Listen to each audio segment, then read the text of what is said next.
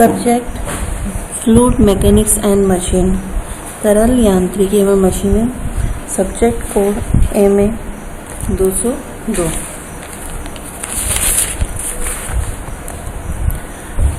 Second unit fluid pressure and it's measurement, तरल दाब एवं इसका मापन। इसके अंतर्गत अब तक हमने मैनोमीटर्स में इसमें अब तक हम पढ़ चुके हैं कि तरल दाब क्या है। तरल दाब, दाब शीर्ष के रूप में दाब की तीव्रता,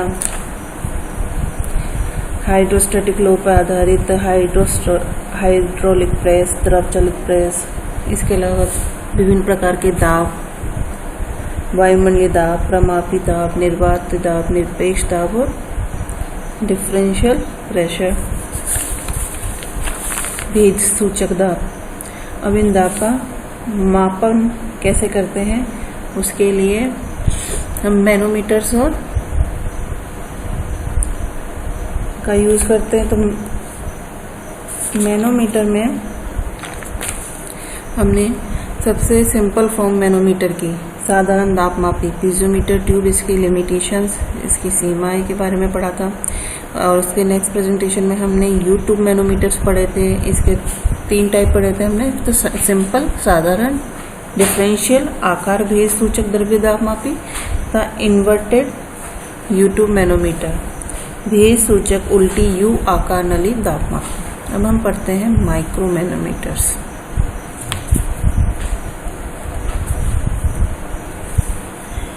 माइक्रो मैनोमीटर, यह मैनोमीटर डबल कॉलम मैनोमीटर का एक मॉडिफाइड फॉर्म है, नया रूप है। ये दाब नापने की इसकी एफिशिएंसी, दक्षता अधिक होती है। जब अब तक हमने जो U-ट्यूब और साधारण दाब मापी पढ़े हैं, सिंपल मैनोमीटर, उनसे इसकी एफिशिएंसी हाई होती है। इसकी एक भुजा में हम अधिक क्षेत्रफल का पात्र जोड़ देते हैं, जिसके आयतन में अल्प परिवर्तन से दूसरी भुजा में परिवर्तन अधिक होता है। इसकी जो इसमें 2 कॉलम होते हैं, जो एक जो इसकी लिम्ब होती है, उसमें हम एक अधिक सरफेस एरिया, अधिक एरिया का एक कंटेनर जोड़ देते हैं, टैंक जोड़ देते हैं, जिससे दूसरे कॉलम में परिवर्तन अधिक नोटिसेबल होता है। इससे हम वो दाब भी नाप लेते हैं जो हम साधारण दाब मापी और U-ट्यूब नलिका में नहीं नाप पाते हैं। बात करते, ये 2 प्रकार के होते हैं। ऊर्ध्वाधर भुजा manometer, manometer with vertical leg, and second तिरछी भुजा manometer, manometer with incline leg. Micrometer is also known as single column manometer.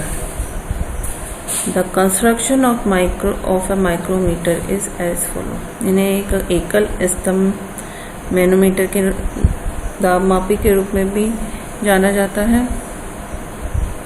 इनके कंस्ट्रक्शन के लिए निम्न स्टेप्स फॉलो की जाती हैं। One limb of manometer is a tank of large cross-sectional area as compared to the cross-sectional area of the other limb. इसमें एक limb का क्रॉस-सेक्शनल एरिया, अनुप्रस्थ काट का क्षेत्रफल दूसरे जो लिम्ब है उससे अधिक होता है। यानी कि हम एक लिम्ब में इसमें एक अधिक क्षेत्रफल का टैंक ऐड कर देते हैं, जिसका जो दूसरी ट्यूब होती है उससे क्रॉस सेक्शनल एरिया काफ़ी अधिक होता है। The tank act as a reservoir to hold the manometer fluid. ये जो हमारा अधिक क्रॉस सेक्शनल एरिया का, लार्ज क्रॉस सेक्शनल एरिया का जो टैंक था, ये हमारे लिए एक तरीके से संग्रहित करता है, रिजर्वर का काम करता है मैनोमीटर फ्लूइड, जो हमारा मानक द्रव्य है, जिसकी मदद से हम किसी भी फ्लूइड के दाब का मापन करेंगे। तो हमारा जो मानक फ्लूइड है, मैनोमीटर फ्लूइड है, उसको ये टैंक रिजर्व करके रखता है। The cross sectional area of the tank is 100 times greater than that of other limb. और जो इसका क्रॉस सेक्शनल एरिया है टैंक का, यह 100 टाइम अधिक होता है दूसरी लिम्ब से। जो हमने अधिक क्रॉस सेक्शनल एरिया का एक लिम्ब में जो हमने टैंक जोड़ा था, वो जो दूसरी नलिका होती है उससे 100 टाइम्स अधिक उसका अनुप्रस्थ काट का क्षेत्रफल होता है। जिससे क्या होगा कि इस जो टैंक में अगर अल्प परिवर्तन भी हुआ प्रेशर के कारण, तो उसमें वो हमें अधिक नोटिसेबल दिखेगा, नलिका में वो अधिक परिवर्तन होगा। When there is a change in the pressure in the pipe, there is a negligible change in the level of fluid in tank। और जब पाइप में हमारा जिसके अंदर हमें प्रेशर नापना, जिसके अंदर भरे हुए द्रव का, उसमें जब चेंज होगा तो टैंक के लेवल में, क्योंकि इसका क्रॉस सेक्शनल एरिया अधिक है, नगण्य चेंज होगा। The change can be neglected and pressure can be measured as a height of the liquid in the other column. तो जो हमें प्रेशर नापना है, तो जो दूसरी नलिका होगी उसमें जितना राइज होगा हमारा वो मैनोमीटर फ्लूइड, उससे हम इसका तरल का दाब निकाल सकते हैं। इसको अधिक ढंग से समझने के लिए हम आगे बढ़ते हैं। आगे इसके 2 टाइप हैं, उनको समझने की कोशिश करते हैं। वर्टिकल कॉलम माइक्रोमीटर, ऊर्ध्वाधर भुजा मैनोमीटर, इंक्लाइंड कॉलम मैनोमीटर, तिरछी भुजा मैनोमीटर। सबसे पहले हम देखते हैं vertical column micro manometers. 2 type के micro manometers with vertical leg in simple language and micro manometers with inclined leg. सबसे पहले हम micro manometers with vertical leg देखते हैं। ये हमारा micro manometers with vertical leg दिया हुआ है। जो उसमें सर्किल है, ये एक पाइप को शो कर रहा है। इसके सेंटर पे जो ये डॉट है, इस बिंदु पे हमें इसमें जो तरल भरा हुआ है उसका दाब निकालना है। अब हमने क्या किया कि इसकी जो दाब निकालने के लिए जो मैनोमीटर है, इसकी एक भुजा में हमने ये टैंक लगा दिया एक टैंक में, और इस टैंक से एक दूसरी नलिका जुड़ी हुई है जिसमें हमारा मैनोमीटर फ्लूइड भरा हुआ है। ये हमारा है ऊर्ध्वाधर भुजा मैनोमीटर। शुरुआत में जब ये पाइप से नहीं जुड़ा हुआ है या फिर पाइप में कोई तरल नहीं है, यानी कोई दाब नहीं है, तब इसमें मैनोमीटर फ्लूइड जो हमारा मानक द्रव है वो x लेवल तक था। जब हमारे पाइप में तरल आ जाता है या हम इसको किसी तरल वाले दाब पाइप से कनेक्ट कर देते हैं, तो मैनोमीटर में x डैश का लेवल नीचे की तरफ y डैश तक चला जाता है, क्योंकि जो पाइप में जो फ्लूइड है, तरल है, वो अपना दाब लगाएगा, जिसके कारण जो टैंक में जो मानक द्रव भरा हुआ है हमारा मैनोमीटर फ्लूइड या स्टैंडर्ड फ्लूइड, उसका लेवल नीचे की ओर होगा। तो ये x डैश से y डैश की तरफ चला जाएगा। और जो हमारा लिक्विड है वो स्टैंडर्ड लिक्विड, वो x डैश लेवल से S2 हाइट पर इंक्रीज हो जाएगा। यानी कि हमारे टैंक में फ्लूइड के लेवल में कितना चेंज आया, x डैश से ये y डैश तक डाउन हो गया, यानी डेल h का डिफरेंस आया हाइट में। और इसका क्रॉस सेक्शनल एरिया कितना है, कैपिटल है। और इससे ये दूसरी ट्यूब नलिका में कितना राइज हो गया है हमारा स्टैंडर्ड फ्लूइड S2 हाइट पे। और इस ट्यूब का क्रॉस सेक्शनल एरिया है स्मॉल a। जो ये स्मॉल a है, ये हमारी ट्यूब का क्रॉस सेक्शनल एरिया, ये इस टैंक के क्रॉस सेक्शनल एरिया से 100 टाइम ग्रेटर देन, यानी बहुत अधिक है। यानी इसका क्रॉस सेक्शनल एरिया टैंक के क्रॉस सेक्शनल एरिया के सामने नेग्लिजिबल है। तो जो टैंक में ये डेल एच परिवर्तन हुआ है, ये काफी नेग्लिजिबल है, नगण्य है। तो हम केवल ये S2 हाइट के रूप में जो फ्लूइड है उसका दाब का मान निकाल लेते हैं इसकी हाइट के स्तंभ के रूप में। अगर हम इसे भी ऐड कर लेते हैं तो ये एकदम एक्यूरेट वैल्यू आ जाएगी, पर ये काफ़ी नगण्य होती है, काफ़ी कम होती है, तो हम इसे नेग्लिजिबल मान लेते हैं। इसे हम आगे और अच्छे से समझते हैं। Initially, when there is no fluid flowing in the pipe, the level of manometer liquid is at XX. जब इस पाइप में कोई भी तरल प्रभावित नहीं हो रहा है, तब हमारा जो मैनोमीटर का जो फ्लूइड है वो XX लेवल तक, ये ऊपर वाली जो हमारी डेटम लाइन है, ये यहाँ तक भरा हुआ है। But due to liquid pressure in the pipe, the level of manometer liquid moves down from XX to YY in the tank and rises in the right limb to the distance S2 from X. जब हमने ये manometer हमारा इस pipe से connect किया, तब इसमें जो तरल है उसके दाब के कारण हमारा ये मैनोमीटर फ्लूइड है, जिसे हमने ये ग्रे कलर से दर्शा रखा है, शो कर रखा है, तो इसका जो लेवल है एक्स डैश से ये डाउन हो जाएगा वाई डैश तक। और जो ये डाउन हुआ है इसके रेस्पेक्ट में इस ट्यूब में हमारा लिक्विड, स्टैंडर्ड लिक्विड राइज रहेगा S2 हाइट तक। अब हम सपोज करते हैं let ρ1 density of the liquid for which pressure has to be determined. ρ1 हमारा घनत्व है उस तरल का जो पाइप में भरा है, यानी जिसका कि हमें तरल दाब निकालना है। और ρ2 is the density of the manometer liquid assume mercury. ρ2 हमारा घनत्व है मैनोमीटर लिक्विड का, यानी हमारे मानक द्रव्य का या स्टैंडर्ड फ्लूइड का, जो हमारे मैनोमीटर में फिल रहता है, जिसकी मदद से हम पाइप में भरे हुए तरल का दाब निकालते हैं। जनरली हम मरकरी लेते हैं। और S1 is the specific gravity of liquid for which pressure has to be determined. S1 है हमारा अपेक्षित घनत्व, विशिष्ट घनत्व या गुरुत्वीय घनत्व भी कहते हैं इसे, उस तरल का जिसका हमें तरल दाब निकालना है जो हमारा पाइप में भरा हुआ है। And S2 is the specific gravity of the manometer liquid. S2 हमारी स्पेसिफिक ग्रेविटी है उस लिक्विड की जो मैनोमीटर में भरा हुआ है, यानी मानक तरल की। Del H is the fall in the level of the liquid in the tank. Del H है जो टैंक में, जब हमारा ये पहले XX लेवल पे था हमारा मानक तरल दाब के कारण ये YY डैश लेवल पे आया, तो ये जितनी हाइट डाउन गया है डेल H, वो है हमारा del H। Capital A is the area of the cross section of the tank. Capital A है हमारा जो रिजर्वोयर की तरह जो हमने टैंक काम में लिया है, जिसमें हमारा मानक तरल भरा हुआ है, उसका अनुप्रस्थ काट का क्षेत्रफल।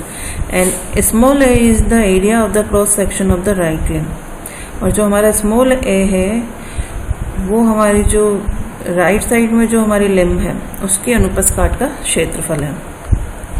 इस टैंक का क्षेत्रफल है हमारा अनुप्रस्थ काट का कैपिटल A, और इस नलिका का क्षेत्रफल है अनुप्रस्थ काट का small a। Capital A is 100 time greater than small a। H is the pressure head of the fluid in the pipe.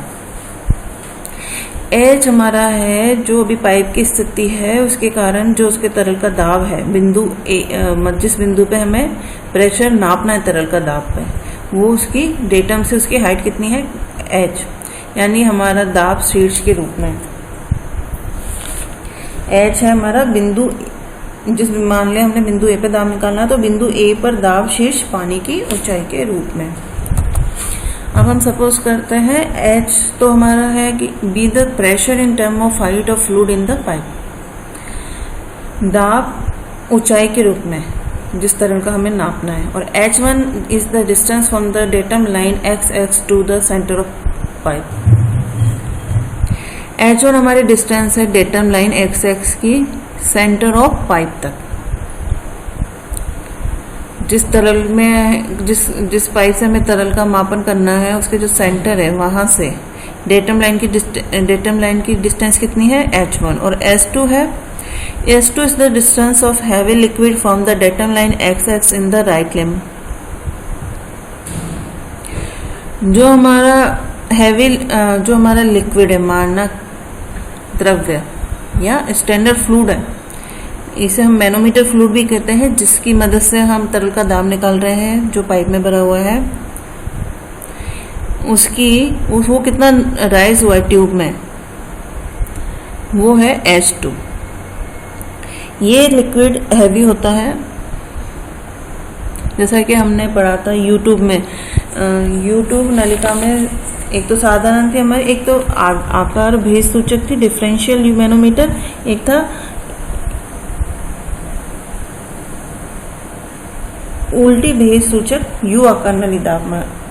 तो जब हम आकार भेद सूचक द्रव्य दाब मापी लेते हैं तो उसमें जो हमारा मानक द्रव्य है वो होता है हमारा हेवियर फ्लूइड होता है, जिसका हमें प्रेशर मापना है उस तरल से।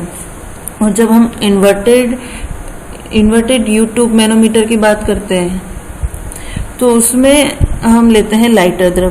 तो ये हमारा सीधा ही है, इसमें हम लेंगे हैवी लिक्विड।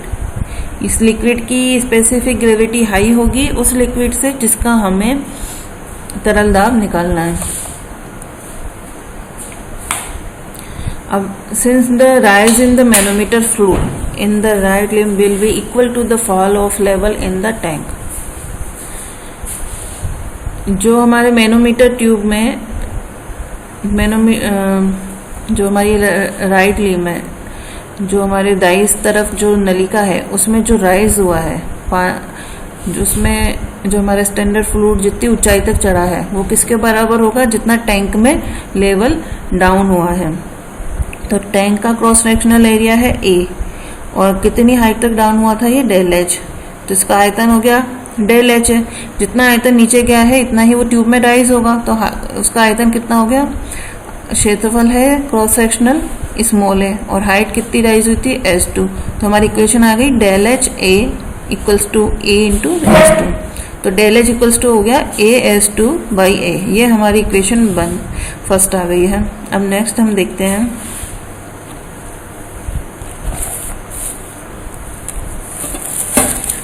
ये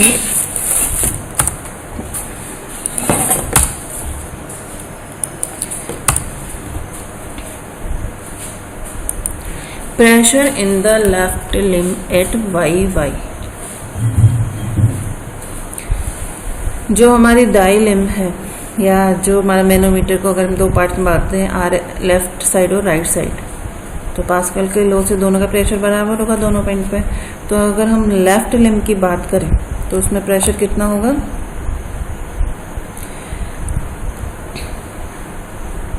ये देखते हैं हम। ये हमारा पाइप है, इसके सेंटर पे हमने प्रेशर कितना लिया था दाब शीट्स के रूप में H1। तो ये तो हमारा हो गया H1 प्लस ये जो लिक्विड का यहाँ से यहाँ तक इसकी हाइट कितनी हुई H1 प्लस ये डेल H। तो ये हो जाएगी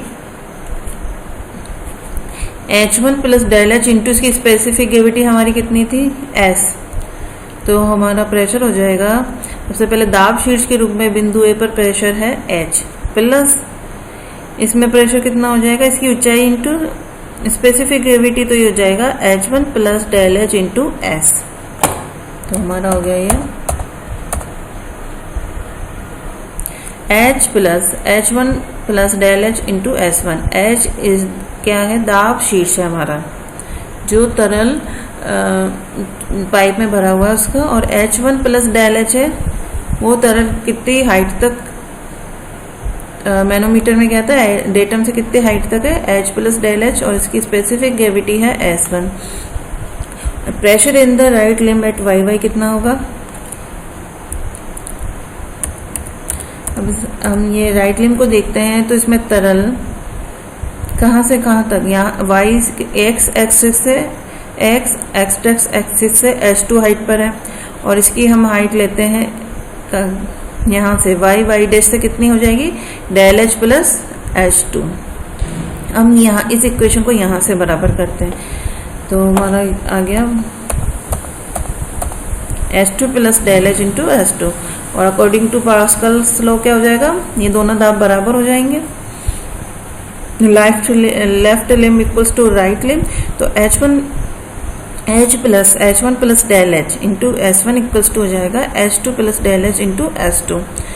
इससे हमें इसको हमने मल्टीप्लाई किया ब्रैकेट के अंदर, ब्रैकेट ओपन करके, तो ये हमारे पास इक्वेशन आई H plus H1 S1 plus del H S1 equals to S2 S2 plus del H S2। इससे हमारा दाब शीर्ष, जिस बिंदु पे हमें तरल में दाब निकालना है H के रूप में, कितना आ गया H equals to del H S2 minus S1। ये हमने डेल H कॉमन ले लिया था, तो कितना आएगा हमारा, ये S2 है, ये इधर से आया तो माइनस S1 प्लस ये S2 S2 minus H1 S1, तो S2 S2 minus H1 S1।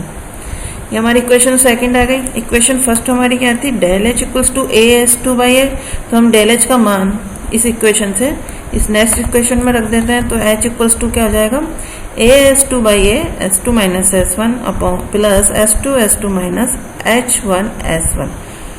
तो ये हमारी इक्वेशन आ गई ऊर्ध्वाधर भुजा मैनोमीटर,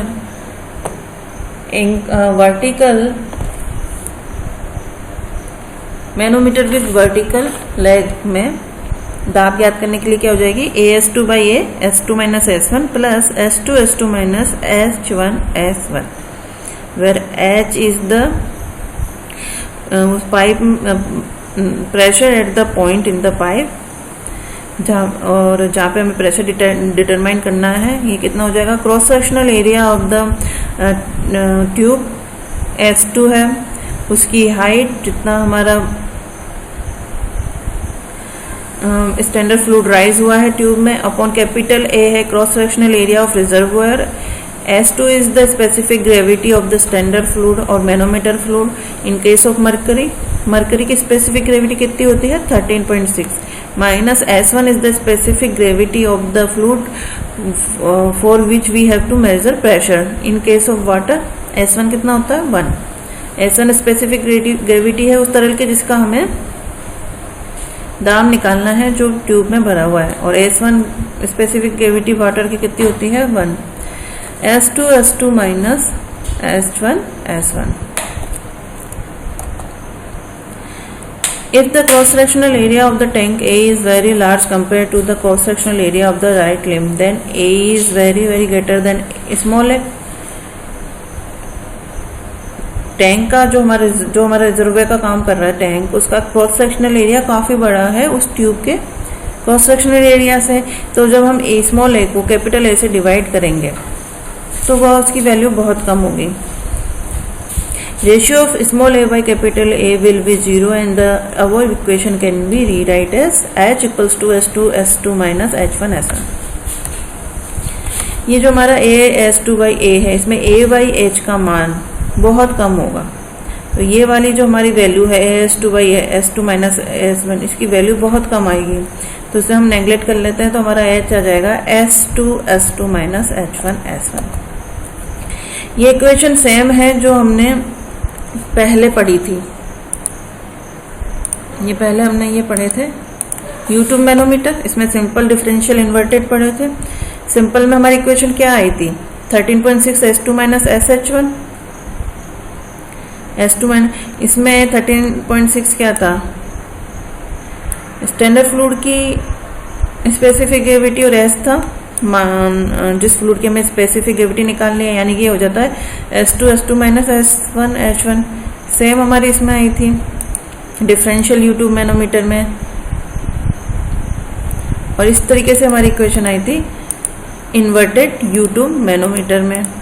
ये हमारा इन्वर्टेड U2 मैनोमीटर था जिसमें ये सेम लेवल पे था और ये डिफरेंट लेवल पे, तो तीनों में हमारी इक्वेशन यही आई थी, वही इक्वेशन आ रही है इसमें। जो पार्ट हमने नेग्लेक्ट किया है AS2 by A S2 minus S1, ये काफी कम वैल्यू है। इसको जब हम U2 मैनोमीटर से मेजर करते हैं, ये हमारा साधारण मैनोमीटर और U2 मैनोमीटर दोनों ही इसको छोड़ देते हैं। माइक्रो मैनोमीटर साधारण मैनोमीटर से अधिक दक्ष होता है, इसमें मापा गया दाब अधिक शुद्ध होता है। इससे AH2 by A into S2 minus S1, ये जो हमारी वैल्यू है, ये ये साधारण मैनोमीटर, सिंपल मैनोमीटर इसे छोड़ देता है और माइक्रो मैनोमीटर इसे मेजर कर लेता है। तो इसकी एफिशिएंसी सिंपल और U2 मैनोमीटर से अधिक हुई। तो हम इस इक्वेशन को इस तरीके से भी लिख सकते हैं, H equals to S2 minus H1 S1। अब आगे हमारा है इंक्लाइंड कॉलम माइक्रोमीटर या माइक्रोमीटर विद इंक्लाइन लेग, तिरछी भुजा मैनोमीटर। इसे हम नेक्स्ट प्रेजेंटेशन में समझेंगे। Thank you.